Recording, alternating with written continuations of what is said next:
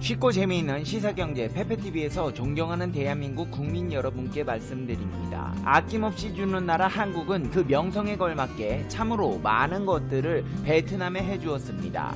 하지만 그들은 한국에 손을 뿌리치고 일본의 아베 신조 총리와 손을 잡고 앞으로 나가자며 호치민시에 일본 중소기업 M&A 센터를 건립했고 유니클로 매장 확대, 베트남 기업의 게이단내 가입 등 한국 입장에서 달가울 리 없는 행위들만 이어나가고 있습니다. 근데 베트남 축구계에서도 일본과 손을 잡고 있는 정황들이 포착되고 있어 세간의 이목을 집중시키고 있다는데요. 지금 바로 알아보겠습니다. 페페TV 팩트 체크. 지난 2017년 9월 베트남 U23 대표팀과 베트남 국가대표팀 감독으로 박항서 감독이 정식 취임했습니다. 한국에서 3부 리그격인 내셔널리그팀인 창원시청을 이끌던 감독이 베트남 국가대표팀 감독으로 부임한다고 했을 때 베트남 축구팬들의 반발은 거셌습니다. 그러나 박항서 감독은 부임한 지 불과 1년 2개월여가 흐른 뒤 그의 가치를 스스로 증명했으며 상상을 초월할 정도의 인기와 지지를 얻었습니다.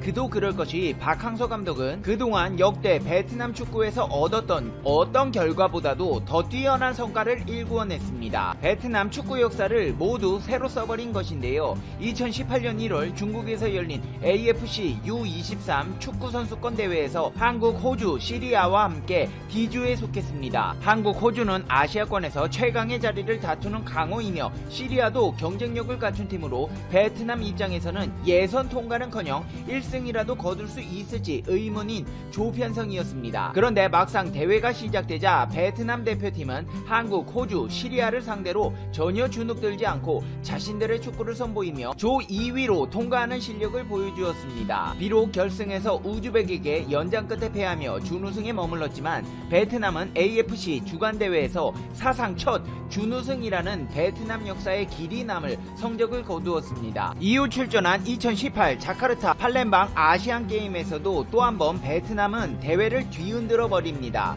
조별 예선 마지막 경기에서 일본을 상대하게 되었는데 베트남은 국가대표 이하 연령 대표에서도 이긴 적 없던 일본을 상대로 사상 첫 승리를 거두며 조 1위로 16강에 진출합니다. 이후 베트남 축구는 놀랍게도 4강 진출이라는 쾌거를 이룹니다. 그리고 2018년 11월 동남아 월드컵으로 불리는 2018 스즈키컵에 출전한 베트남 대표팀은 지난 2008년 대회 이후 10년 동안 우승컵을 들어 올리지 못했던 서름을 딛고 우승컵을 차지했습니다. 박항서 감독은 부임 후 1년 2개월 동안 무려 3개의 대회에서 준우승 4강 우승이라는 역대 베트남 국가대표팀 감독 누구도 해내지 못한 성과를 단 1년 만에 이룩해버렸습니다. 그 외에도 박항서 감독은 베트남 축구의 아버지라 불리우며 엄청난 업적들을 이루어냈는데요. 하지만 베트남 축구계는 이렇게 자신들의 나라를 위해 헌신한 박항서의 나라는 외면한 채 일본 축구팀과 손을 잡는다고 합니다. 호치민시티 FC는 베트남 최대 도시 호치민시를 연고팀으로 하는 축구클럽입니다. 1975년 사이공 포트 워커스 FC라는 이름으로 창단되었고 베트남 V리그 1에서 4회 우승, V리그 2에서 2회 우승, 베트남 리그컵 대회에서 2회 우승, 3번의 준우승, 베트남 슈퍼컵 2회 준우승, BTV컵에서도 한 번의 우승과 2번의 준우승을 차지하며 베트남을 대표하는 명문 구단으로 알려져 있습니다. 이런 전력을 가지고 있는 베트남 프로축구 V리그 1 소속의 명문구단 사이공 FC가 일본 제1리그의 도쿄 FC와 손을 잡고 베트남의 축구 아카데미를 설립하기로 했습니다. 프로젝트의 목적은 일본 표준의 유소년 축구 훈련 시스템을 도입하기 위함입니다. 이 프로젝트는 의미하는 바가 큽니다. 축구의 미래는 유소년 축구이고 유소년 축구부터 일본의 DNA를 이식해 일본과 함께 나가자는 의미로 향후 베트남 축구는 유소년들부터 일본 축구의 영향을 상당히 받게 될 것입니다. 이에 따라 일본의 지도자들이 베트남에서 교육훈련을 실시하고 향후 양국의 친선 경기도 계획되고 있습니다.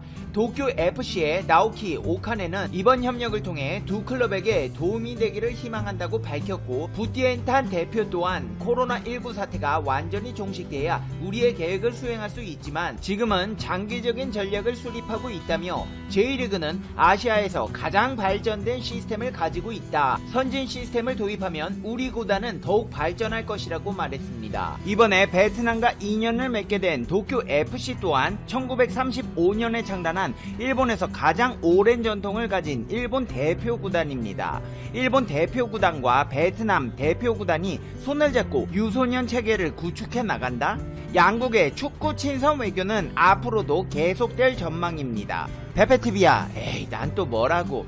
야, 베트남 대표 축구팀이랑 일본 대표 축구팀이랑 손잡고 축구의 미래라고 할 수 있는 유소년 축구팀을 육성하며 앞으로 나갈 수 있지. 그래도 베트남 사람들의 박항서 축구 감독님을 향한 사랑은 변함없을 거야. 전에 베트남 축구 우승 차지했을 때 베트남 사람들이 얼마나 좋아했는데 전 국민이 베트남 축구의 아버지라면서 존경한다고 난리가 났었잖아. 아닙니다. 언제적 얘기하십니까? 박항서 감독 연봉이 높다며 알아서 깎으라던 베트남 언론에서 이번에는 박항서 감독의 연봉이 베트남 역대 최고 연봉 사령탑이라며 생색을 내고 있습니다. 박항서 베트남 축구 대표팀 감독이 역대 대표팀 사령탑 중 가장 많은 보수를 수령한다는 현지 언론의 보도가 나왔습니다. 베트남 매체 단비엣은 그동안 베트남 축구 대표팀을 거친 감독 중 최고 연봉자 5명을 소개했습니다. 1위는 단연 박항서 감독으로 이 매체에 따르면 박 감독의 월급은 5만 달러 약 6,100만원입니다. 연봉으로 환산하면 7억 2천만원이 넘는 금액으로 2위인 포르투갈 출신 엘리케 칼리스토 감독보다 정확히 2배가 많습니다. 박 감독이 상대적으로 거액을 받는 것은 어찌 보면 당연한 일입니다. 박 감독은 변방에 머무르던 베트남 축구를 동남아시아의 중심으로 이끈 인물이기 때문입니다. 이 매체는 박 감독의 업적을 소개하면서 이 정도의 보수는 충분히 가치가 있다고 평가했지만 최근 박항서 감독은 코로나19 사태로 대표팀 감독이면 책임감을 가지고 연봉을 스스로 깎아야 하는 게 아니냐는 논란이 있어 왔습니다. 연봉을 삭감하라고 하던 베트남 언론에서 박 감독의 연봉을 굳이 다시 언급하는 것은 대체 무슨 의도일까요? 베트남 사람들 이렇게 돈 문제에 예민한 사람들이었나요? 아니 우리나라에서는 원래 성적이 좋은 감독들의 연봉은 더 줘야 하는 것 아니냐는 말이 나오긴 해도 많이 받는다는 기사를 내던가요? 게다가 자진삭감 논란이 얼마 되지도 않은 이 시점에서 다시 연봉이 역대 최고 감독이라며 생색내는 기사를 내는 것은 대체 무슨 의도로 받아들여야 하는 것일까요? 에이 페페TV야 생색낼 수도 있지. 그만큼 박항서 감독님을 우대한다는 말 아니겠냐. 박 감독님이 성적 잘 나올 수 있게 베트남 정부 차원에서 그만큼 배려한다는 거야. 배려한다고요? 아닙니다. 이 소식 들으시면 그런 소리 못 하실 겁니다. 베트남 축구협회가 박항서 감독을 지원할 기술위원장으로 일본의 유소년 전문 지도자를 고려하고 있기 때문입니다. 최근 베트남 언론에서는 베트남 축구협회는 박항서 감독을 지원할 새 기술 고문으로 일본 국적의 아다치 유스케를 선임할 것이라고 보도했습니다. 한편 박항서 감독의 베트남 부임을 이끌고 물심양면으로 전폭적으로 지원을 아끼지 않던 위르겐 하인츠 게데 VFF 기술위원장은 오는 6월 30일자로 베트남을 떠납니다. 선수 출신의 아다치 감독은 과거 2005년부터 2006년까지 일본 J리그 요코하마 FC의 감독 출신으로 여기만 이후 AFC와 홍콩을 오가며 유소년 전문 지도자로 활동하고 있습니다. 현지 매체는 VFF와 아다치 감독의 기술위원장 협상은 막바지 단계이다. 급여나 계약 기간 등은 모두 합의했다고 전했습니다. 박 감독을 배려한다는 국가에서 박 감독을 선임한 위르겐 하인츠 게데 기술위원장을 떠나보내고 일본 감독을 기술위원장으로 선임한다? 이게 박항서 감독이 원한 것일까요? 이 시국에 박 감독이 일본인 감독과 일을 하고 싶어 할까요? 베트남과 일본은 경제 문화를 넘어 스포츠, 그 중에서도 베트남을 대표하는 축구계까지 일본과 손을 잡으며 미래를 구축해 나가고 있습니다. 이제 페페TV의 결론입니다. Conclusion. 페페TV. 그 전에 박항서 감독님이 베트남 현지에서 우승을 차지했을 때 인터넷에 그런 말들이 진짜 많았거든요. 베트남 사람들 너무 믿으면 안 된다. 분명히 토사구팽 당할 것이다. 박항서 감독님 이제 그만하세요. 이런 말들이 리플에 달리길래 아니 왜 그러지? 계속해도 될 것 같은데 이미 레전드시지만 더 오래 해서 우승도 더 하고 그러면 좋을 것 같은데 이런 생각이 들었는데요. 이제야 대한민국 국민 여러분의 성견지명을 이해할 수 있을 것 같습니다. 정말 여러분 말이 옳았네요. 한국 감독 뽑아놓고 일본인 기술위원장이라 존경하는 대한민국 국민 여러분께 이렇게 오늘도 한 수 배워갑니다. 페페TV 시청자 여러분은 어떻게 생각하세요? 페페TV는 여러분의 생각이 궁금합니다. 댓글로 여러분의 생각을 남겨주세요. 여러분 오늘 하루 행복하게 보내고 계신가요? 살다 보면 가끔 나만 뒤떨어진 것 같고 나만 세상에서 제일 못난 것 같고 그런 날 있지 않으신가요? 그럴 때 어떻게 해야 되는지 알려드릴게요. 일단 나 자신을 알고 사랑해주세요. 생각보다 많은 사람들이 나에 대해 모르는 경우가 많은데요. 나를 사랑하고 존중하기 위해서는 내가 무엇을 원하고 좋아하는지 반드시 알아야 됩니다. 당신부터가 자기 자신을 존중하지 않는다면 세상에 당신을 존중할 사람은 없습니다. 자신에게 너그러워지세요. 실수해도 괜찮아. 그럴 수도 있지. 이렇게 생각하세요. 자신을 너무 깎아내리는 습관은 좋지 않습니다. 타인과 비교하지 마세요. SNS다, 인터넷이다, 유튜브다. 보면 나 빼고 다 행복하네, 나 빼고 다들 잘들 놀러다니네, 그런 생각 드실 텐데요.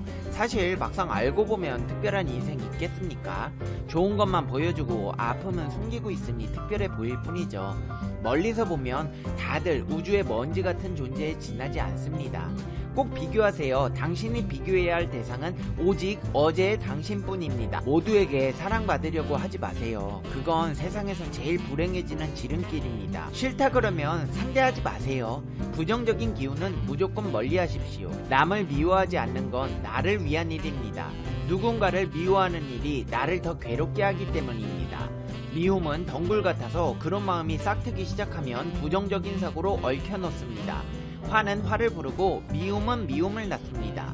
누군가를 미워하는 일만큼 감정 소모가 심한 일도 없습니다. 여러분, 세상은 아름다운 곳입니다. 이런 일 저런 일 치이며 살다 보면 인생에서 중요한 것들에 대해 잊으면서 살게 되는데요. 가장 중요한 목표는 바로 당신이 지금 행복해야 한다는 사실입니다. 페페TV를 시청하고 계신 당신은 꼭 행복하셔야 합니다.